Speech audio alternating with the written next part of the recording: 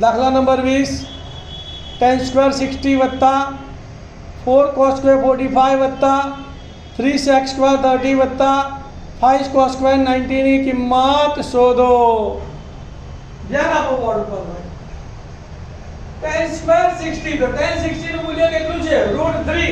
તો √3 પણ tan નો વર્ગ છે તો √3 નો વર્ગ વત્તા ના 4 ના cos 45 એટલે 1/√2. તો 1/√2 પર cos નો વર્ગ છે એટલે 1/√2 નો વર્ગ વત્તા ના 3 ના 3 sec 30 એટલે 2/√3. sec 30 એટલે 2/√3 એટલે sec સ્ક્વેર છે એટલે એનો વર્ગ વત્તા 5 ના 5 cos 90 એટલે sin 0 તો cos 90 પણ 0 તો 0 નો વર્ગ.